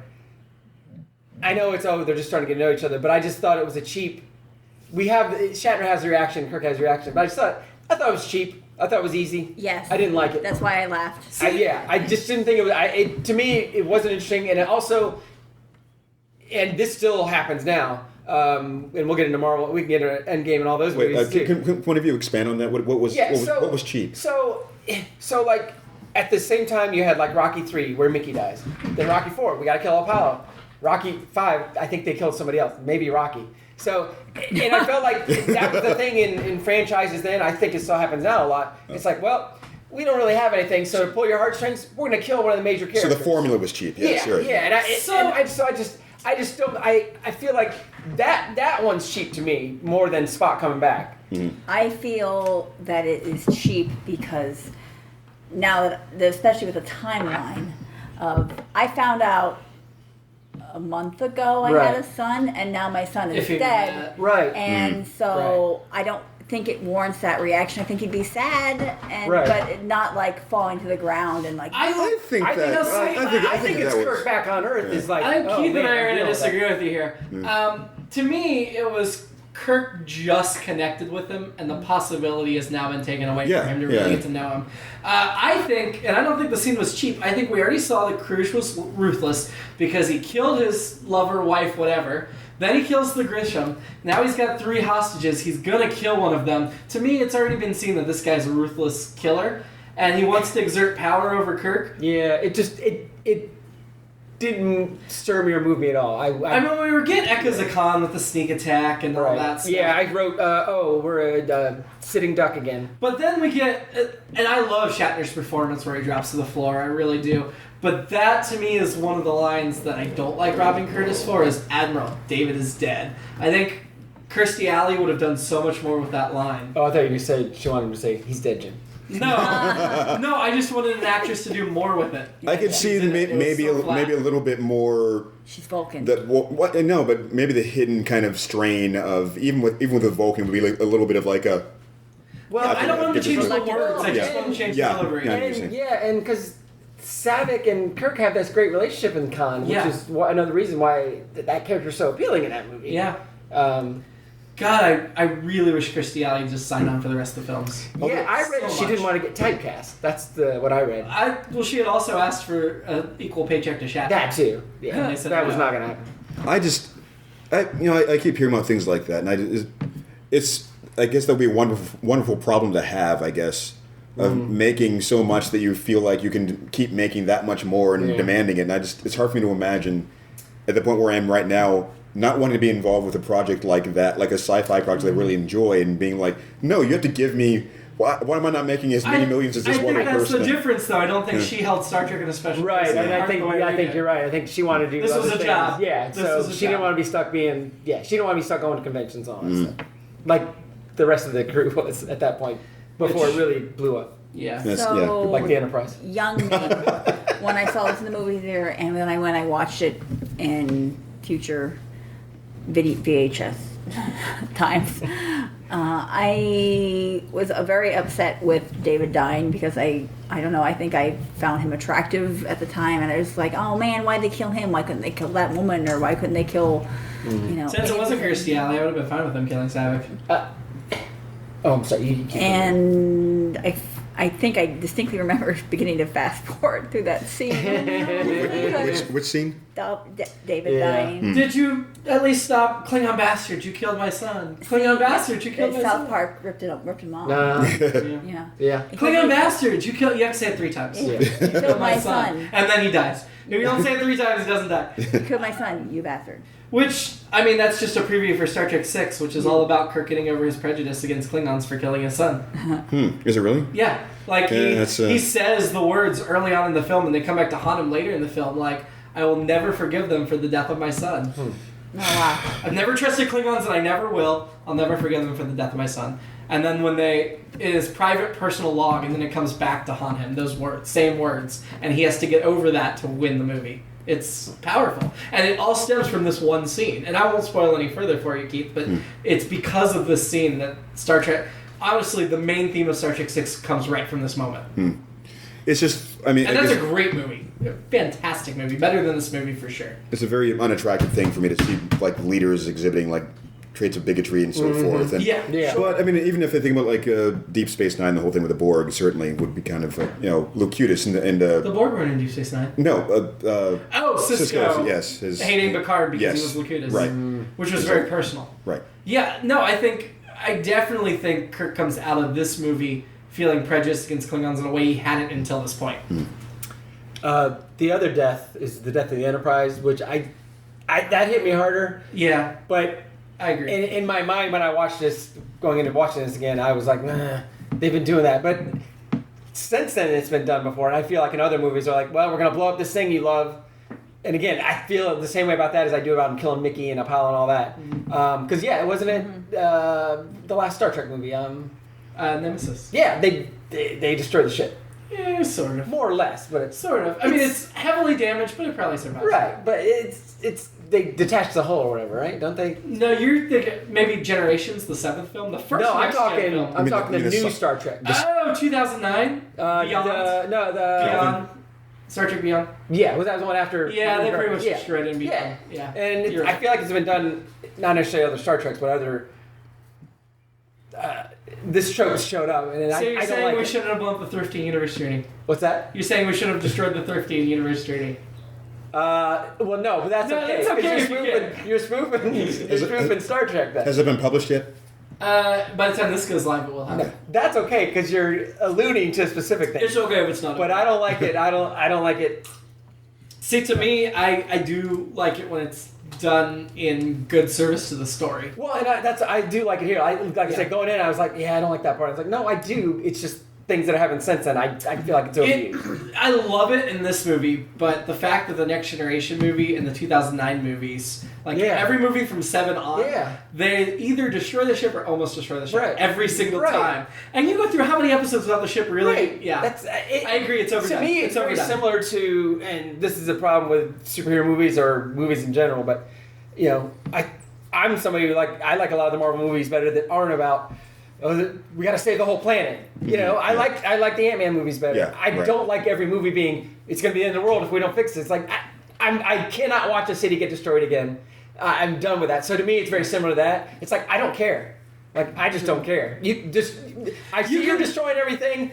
You can do it once. You can't keep doing it. To me, it's like watching I've become desensitized to it. Mm-hmm. Now, if I was in a city seeing it destroyed in real life, sure, that's different. But on screen, don't care. I agree with you. It's overdone by far. My whole thing in Absolutely. movies is these people that have great power. Mm-hmm. Great responsibility come with it. But they Sure. know that they have great responsibility, yet they still stay in a city where they're causing mass destruction. Right. In going back to Batman vs. Superman, Right. he said, Wonder Woman says, "Why did you come back to the city?" And like this is mind blowing to her, and I'm like, yes. And then in multiple Flash comics, he always leads the villain out of the city because he knows they're going to cause destruction in the city. It's that type of like what. So jumping back, Yes, sorry. Pon scene. We haven't. Yes. We don't want to skip that. But before that, Yeah. I have something with Child Spock. Go for it. I don't like the sound of that. I mean, that's my problem with the Pon scene. But let's go ahead. Does Chris have to cut that out? Well, it depends what she says. Let's wait. Yeah. Reserve judgment. He's crying. He's The 7-year-old's hot. Cut it out, Chris. Cut it out. He's crying. He's cold. He's sad. He freaking walked there himself. Walk your ass back into the nice part of You gotta beep that, Chris. Sorry. walk your butt Just back. the one word. walk your Derriere. butt back to Posterior. the place where it's warm. Right. We already have. You can't go back. You can only go forward. I had something for that even when you said it at the time. It's just, I mean, we see he's having these weird rapid spurts of growth. Who knows how old he was when he got there? Who knows what the weather was like when he first arrived? That was my thought. And how Was it was conscious warm he when is he of got what's there. going on around Right, him. yeah, Like why his would- mind's an empty void. Why would he understand how to get out of there? Yeah. Or if it, walking anywhere. I think it's reasonable to assume he doesn't have enough. If he crawled there faculties to- and now he can walk, then walk 5 feet. Hey, and I think he's But just to what? stumbling blindly. Spock's brain, it was a void too, and he was able to move around. I think he's just stumbling blindly. Oh God. This movie's just like Spock's brain. Oh, no. It's not. See? So, Ponfar. Upon I got Farsi, it. Yeah, I think sorry. we've got a lot of societal hang-ups here. Yeah. Clearly, it's a biological need that must happen, and she has no choice. And yet, I still think if the genders were reversed, it would be not acceptable on screen. Perhaps. And I still think it was creepy as it was on screen. But if you're looking at it from a biological perspective, it makes sense from a storytelling. because Yeah. they're It's logical just- creatures, and It people does. Well, it will- does, but still. In the 80s at this time, every movie involved a teenage boy getting lucky The with a Graduate? woman. Oh, God. Well, Yeah. Private Lessons. Yeah. I can't remember the Rob Lowe movie. Weird Science, Oxford sort of. Blues. yeah, all those. There was all those teen movies. The Graduate was well before this, obviously. Oh yeah, that was 1967. 1967. Yeah. Yeah. Still, Isn't part of Ponfar he has to go to Vulcan? yes. So I thought it's part of the tradition, though, more than anything else. I That thought, could be, that could I be. thought in Amok Time they're like he's got to go to Vulcan or he's gonna die. Well, I think because It's- his mate was there and stuff, but yeah. Yes, it was more like he needed to do that. But had this to- one, he didn't have to go with a certain mate. He just You guys, could do whoever. I don't understand this Vulcan mysticism. Okay. Okay, it's like when he, it's like when you have to go. That's to all you have to say. That's no, I'm just kidding. Go It's ahead. like when you have to go to the bathroom very badly, and you could just pee your pants if you wanted to, but you still It's need better to if you got right. wait to get to the bathroom. Or you can just hold it till your bladder explodes. Really, That's the other thing, it's yeah. really just like if you want to have sex with your mate, but you're at the Yeah. mall. Right. You could do it there, but you should probably go home. Right. Getting back to the bathroom part is what I was saying. What I was going to liken it to is Ponfar is like you would like to go poop at home, but and some people have aversion to pooping elsewhere. Yes, they do. As But- well they should, I But think. sometimes you just have to poop elsewhere. Sometimes you do. Yeah, and Sometimes. so, Oh, so well, what therefore- Kirk keeps saying in this movie, I had to do what I had to do, whatever he kept saying. Yeah, that's the same thing. So still on the subject of the Ponfar we thing. need to discuss Ponfar because Okay. I'm so confused. Okay, I think that. Well, yeah. First of all, yeah, it is like a human American sort of hang up as far as those kinds of age differences go. Sure. The other is that I think it becomes somewhat more palatable to us in the sense that they aren't taking their clothes off or anything. They're like exposing obvious genitalia. It's more like they're just like playing VR games or something. It's like by touching fingers. And it's therapeutic. It's therapeutic. It's like clinical. And it never goes beyond the hand job. She doesn't do the full penetration. Hand jive. I still didn't cuss, so it's safe. I just did. I'm sorry. But all right. So the part that got me too is just How is that PG? And when Ask American Society. Ask American Society. so I don't think. So she raises up the two fingers. It's not a PG. My first explicit thing. But that's more explicit than word. But it's not one of the words that's explicit according to our culture. Raising two fingers like she's about to put like some lubricant on them Like and in just like in Road Trip. Like in Road Trip. When she milks his prostate. Now we got there. These are scientific terms. It's not explicit. Yeah. See, I think we should be able to talk about sex and then violence is what should be cut out. But that's just my opinion. Yeah. Speaking of violence, the Grisham, they didn't find any debris from the Grisham when they came out of work. Just that gym bag they ended up on the Genesis planet. Somehow survived re-entry in the atmosphere. Yeah. Oh, we gotta go back to Pompar. I'm so confused. Sorry. I'm so confused. What are you confused? Is the fingers thing? No, that's just one one. form. That's just the foreplay. Yeah. Okay. Well, so is there's there more penetration involved usually Yes. as far as Yeah, that's probably just like for That's kids. why in some of the novels they have speculated that Savick got pregnant and went on to bear Spock's child. through the fingers? No. Oh, they because cut. Yes, through the fingers. Okay. So okay. So the whole point of that scene was to Marianne, how long have you been married to Keith? Have you not explained how this We only works? do fingers. I was gonna say this explains a lot. Remember in all the Marianne's Macabre Review, I say I don't like seeing peen. I do remember that. I have heard you say that. So Which is only, not an explicit term. You can say Yeah. it. It's a scientifically accurate term. peen. Yeah. It's, again, we're getting clinical here. It's a shortened version of a clinical term. I think it's okay. Like a medical dictionary. Okay, so what we're thinking then is that it was one of those things where they just cut to the clock and show it spinning ahead. Yes. Or they show the boots on the floor. Trains are going through a railroad tunnel. No, yeah, Rockets put are his blasting back off. on. Yeah. Oh my god. Yes. They just show a car engine and the Yeah. pistons are running. Yeah.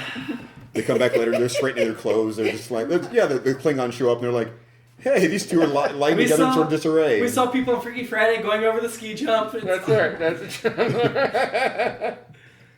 So we can now move forward back to the thing when So they're firing the missiles at each other. I'm up to where we're getting ready to just. Is that one of the impress. imageries? Firing missiles? Is that one of the Yes. imagery things? Kirk says, give me a minute. And Cruz is like, sure, you can have two. To me, the give me a minute, again, we're evoking Wrath of Khan, where Yep. he's like, goes to the panel with Savick. This is Yep. slightly before that. That's for Oh, the sorry, dog, go the ahead. dog He guy. even has a the- Kleenex or whatever there, like he did in Wrath of Khan. Yeah. But he's not sweating. I don't think it's Cruz, but I have a Klingon action figure that comes with the little dog. Yeah. See, the dog is important, and he died, and that's why. But it's just a non-movable single piece of single-color molded plastic. Yeah. It never bothered me. Okay, so It was very Me neither, 'cause he was so Very disgusting. Ghostbuster type. That's and I'm a cat person. The Yeah, fact me that too. he showed. Me too. If it was a cat, this would be a whole different story. If it had been Romulans, yeah. Oh, God. The fact that they showed him picking it up and like holding it to his cheek. That was the tiny bit of humanity remorse. the that cat, he you did. mean? The cat? The dog. The dog, sorry. I felt like that reminded me of the Rancor Oh yeah. in when, Return of the Jedi. When he's crying about the Rancor Yeah. getting killed. Yeah. So with all the standoff stuff, Like a and Marianne I've been trying to think this through, and there's so many things that felt That's- odd to me at the time, and thinking back, it does seem even stranger. So strategically, like this contrived thing where Kirk needed to blow up the spaceship. Looking back, the whole it feels like not enough happened in the movie, and like that was too small an event to force him to do that. But also, so they're paused together. They're communicating. The Klingon commander indicated that he thought that they were outgunned, and why are they stopping? Why aren't they just killing us right now? Mm-hmm. Couldn't Kirk have done that? I mean, it seems like so they're talking, and he says, "Oh, we have prisoners on the planet. Okay, let's go get them." Why do you But just? then when he blows up the Klingon ship, they've executed the prisoners before he gets down there. That's what Klingons would do. That's what Klingons would do. Maybe. Yeah, no, not maybe. Before the Kirk's order had is given? experience with Klingons. Yes, if their ship blew up, they'd execute the prisoners. What if they didn't know, though? If they didn't know, that's another story. But if they knew, and all it would take is one Klingon real quick letting them know, hey, we're getting blown up. Okay. You know? I think that's too big a risk. Maybe. But you're right. I think at that point Kirk's thinking we got like 5 guys. But we there's- can't face a whole ship. Not really. There's only 12 of them. And then Christopher Lloyd, I guess, had never scanned the Enterprise and doesn't realize there's only 5 because he's like, we're beaming everybody over because how are we gonna hold a ship with only 10 officers against 500 crewmen? But we're gonna do it anyway. Well, and I think that goes even more to your theory of he's a wild Rogue. card. Yeah. He's a wild card. And Lloyd again, character. it's like Literally. when Khan makes those impulsive decisions, even though he's very smart, it kind of echoes that again. Yeah. So But at least Khan was baited into being emotional. he tests me. He tests me. Oh, that's so good. That's so good. You need to add that into a universe journey. He tasks me. For A Khan Against the character. shot. Yeah. Well, Oh! no comment. against the shot. No comment. It's gotta be against the shot, though. No comment. Interesting. Listen to Universe Radio. It's all been on Radio Hour podcast. I did think as they were running through the hallways of the Enterprise to evacuate, those hallways looked very Next Generation. We did. Yeah. They're getting the designs real yeah. closely. And they were dramatic shots, too, Yep. of them running. I was like, ooh. Oh yeah, we're not far. No, we got one more movie and then we're into Next Gen. Yeah, that's right. Time-wise. Excited. I thought it was odd how the ship blew up. The bridge blew up first, Oh, and then right. the front half of the saucer blew up, and then that was it. Yeah. The engines didn't blow up. That's Yeah. You think that would be the key part? that every would time, blow up? Right. every time we see self-destruct elsewhere in Right. Star Trek, it's the engines they're blowing. But Yeah, I they're thought not they always engines. blew off and then Yeah. I guess it's possible that the idea would be to protect military secrets or the computers or something on the bridge Yeah. or the officers and Yeah, that but you're kind not of. destroying the whole ship if you're not blowing. Right, guess and it's that's just- what you're trying to protect is if everything technology. blows up, the technology, someone still can take their technology. I mean, so you think everything should blow up, and if you blow up engines, you're probably going to get the rest of the stuff because those, you know how the lithium crystals are so volatile. But then we get to, my God, Bones, what have I done? What you had to do, what you always do. That's what I was saying. Turn death into a fighting chance to live. And I'm sorry, those words to me are the iconic words from this film. Yeah, I love those are that the- moment. I that's- love that that's a good scene. There aren't a lot of iconic words from this film, but those are the ones That's I a good remember. That and of course, Jim, your name is Jim. Yeah. But that's it. That's it. Of course. I think you're forgetting like one of the best one-liners of all time in the combat. I have had enough of you. I wrote that down. I haven't got to that yet. That But iconic. no, that's not iconic to me. That to me is right there with Khan. Like, forget it. I don't care. Yeah, I don't like that. I'm sorry, it's too melodramatic. Oh, you don't like the Khan? That's my Oh, I know. I like Khan. I don't like I've had enough. Yeah, I mean, I would have rather he choked him with his bare hands Yeah. because he was so mad about his son. That's what I Yeah, prefer. that was one of the bizarrest things I didn't remember that at all. Why Of course, would you yeah. save? Why? That's why my entire thing was reaching his hand down. Okay. I'm the going to most- say he wanted to lift him Sorry, up so he Keith. could choke him. Sorry. But then we got the only bad stunt double in the movies. Keith, go. As Go. not Shatner attacks Scrooge. Oh, I got something for that too. I was just saying that it was one of the most bizarre things for like a dramatic kind of either poignant one-liner Right. or killing blow line. Right. I have had enough of you. Kick. Just yeah. But it wasn't even like one kick. It was like I have had enough. Enough you. of you. Yeah, Yeah. it's like 3 or 4 Like, kicks. I didn't mind that. It's just forgettable. And didn't Air Force One steal that when they did "Get off of my"? Yeah, there's I mean the way Samuel that it looked. Jackson, these Monday through Friday steaks. Yeah. But it's just it looked very big and dramatic and Yeah. we've seen a lot of other scenes in other movies that look sort of like that. But it's just a weird thing to say for that gravity of it. But yeah. and Die, Klingon bastard. I think this goes. Yeah, something. I think Yeah. this goes back to when they were having their verbal banter. The opponent speaking. I'm like, why did you say opponent? Why? Yeah, that was odd. Was so weird. Did the Klingon say that or Kirk say that? The Klingon said did. it. Yeah, totally. I'm like, you know his name. Yeah. He didn't want Why- to give him any respect. Then Kirk speaks Klingon right after that. Like he Oh, tricks yeah. Maltz into Yeah. beating him up. Maltz doesn't seem dumb. Sorry. Well, he was imitating Cruz. I understand. The exact wording and everything. Yeah. I everything, so- understand. I just And then I love the Kirk, fine, I'll kill you later, and then later, I lied. Yeah, That was those funny. two, I thought that was great. When the bad stunt double jumps on, Yes. and he On goes, Cruise? "Oh!" It reminded me of when, and this is another '80s reference, when the second Rambo movie, or the first movie called Rambo after First Blood, like the trailer was just a bunch of shots of Sylvester Stallone jumping at people. Oh! So it just reminded me of that. So it was about this time, '84. I think it was '84. That would be one of my favorite funny parts of the So movie. many things happened in '84. It's hard. So many 83 movies. was a better year, I'm just saying. I mean, the best things came out of 83. Yeah. That's the year I was born. One of my favorite funny parts of the movie, then, is Chekhov, Scotty, and Sulu trying to figure out how to fly the ship. Yeah, that's so cute. Yeah. It's I love it. hilarious. That's it. No, that's it. No. I'm definitely sure That's that's it. it. Yep. And then we follow up with McCoy. For my money, one of his best lines in the movie. I mean, we had the one early on, but then we get him saying, "I choose the danger." It's a very un-McCoy line, but then he immediately follows it with a McCoy line that makes it work. Right. If he didn't have that follow-up line, Yeah. because he can't be pure hero, he's Right. got to be, Right. you know. So, I love so that give one. us the full line. What's the phone?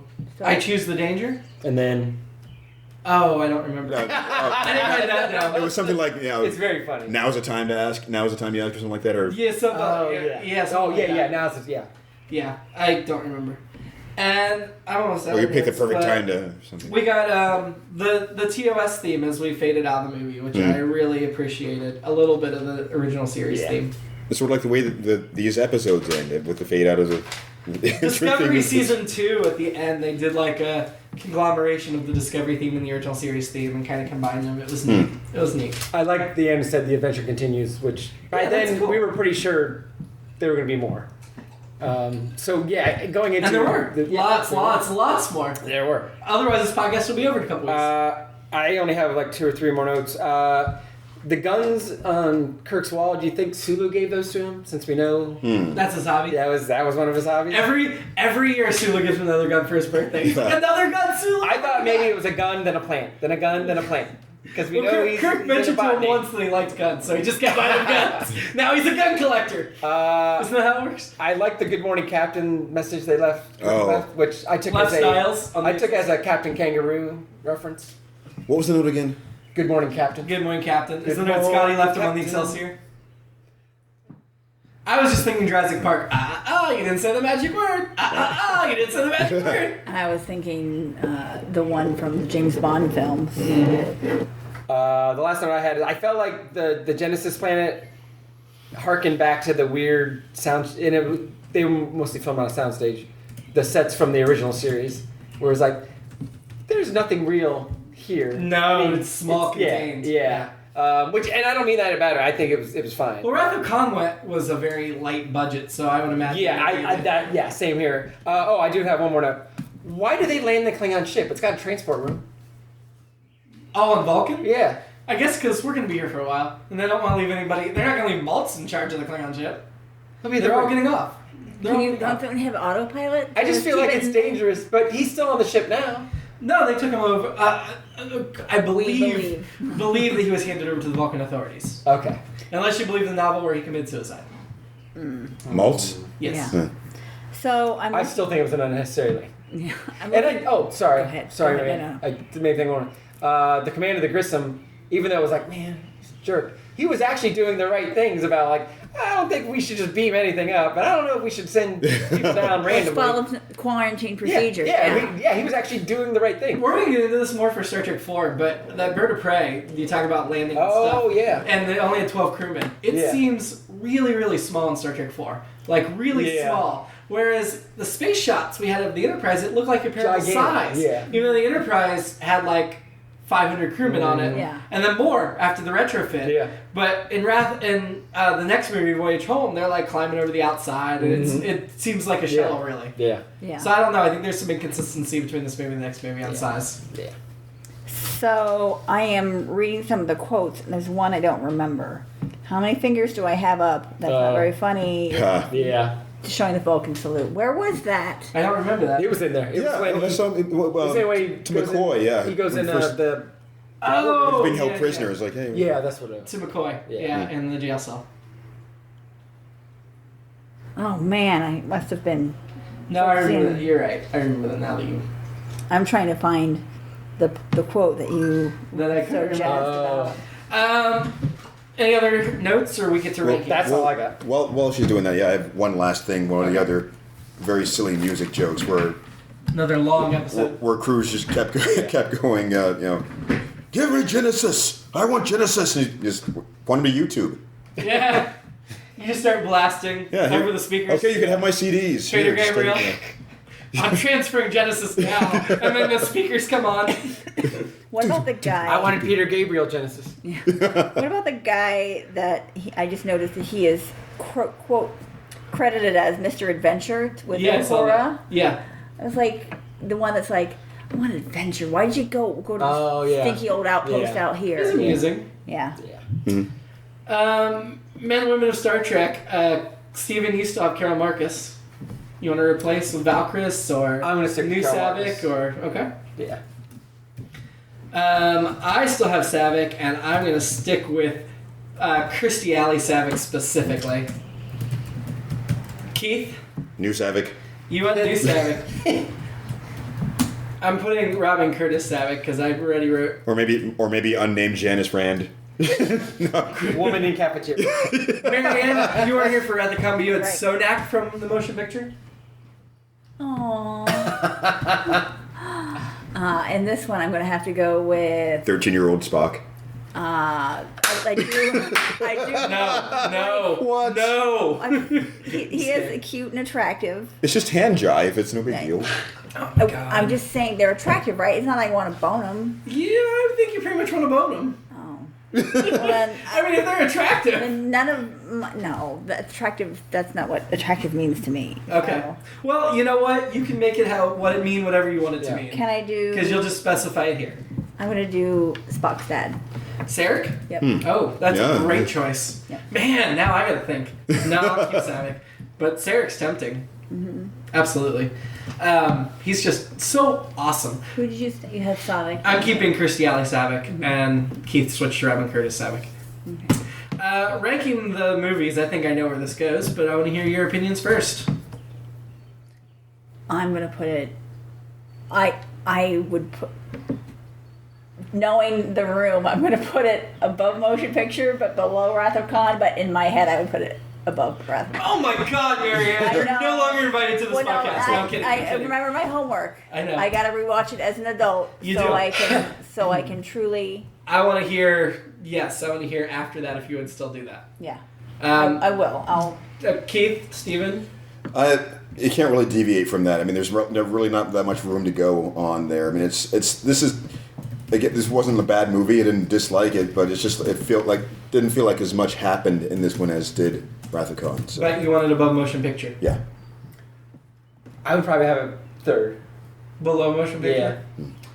I'm more partial to motion picture, I think, than. So honestly, right now we've got 3 different places for it. Oh, that's true. So you guys have chosen all 3 different places it could be. So I'm going to be the You decided tiebreaker and side with where Marianne said, which is between, well, where Keith said, and then Marianne said, even though she didn't believe it, between Wrath of Khan and motion picture. Well, the three of us. Yeah, that between. makes- Yeah. I mean, like I said when we did motion picture. Motion Yeah. picture has a very special place in Right. my heart. But if I'm trying to look at it objectively and on their own merits and forget the nostalgia, I think it goes in the middle.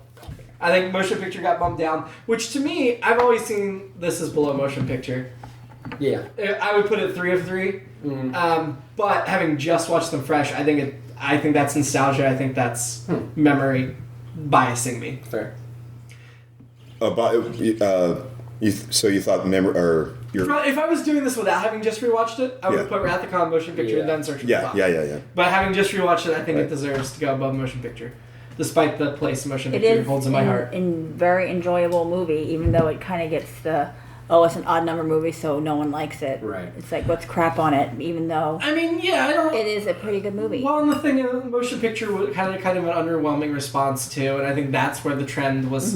And Right. 5 is crap. Of the 6, 5 is going to be the Can you bottom. remind I can't me- wait now. They find God in the center of the galaxy. Yeah. It's actually not crap compared. I would say it's still better than any Star Wars movie, but it's fighting words. Agree to disagree. But I think all of these are definitely better. But no, I think Final Frontier is still a good movie, but compared to these other 5, it's crap. So I think it'll be, and that is an odd number movie, so we'll get to that. When we go off, I have questions because there's one I want to bring up that I want to verify in the order. Okay. So next week we will be talking, what are we talking? Star Trek 4, The Voyage Home, the one with the whales, the completion of this trilogy.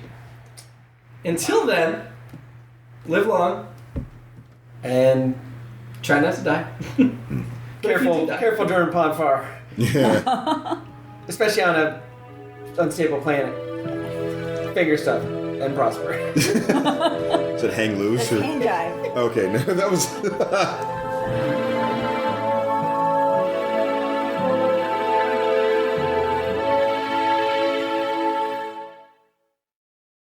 It's All Been Done presents. Who's got the time?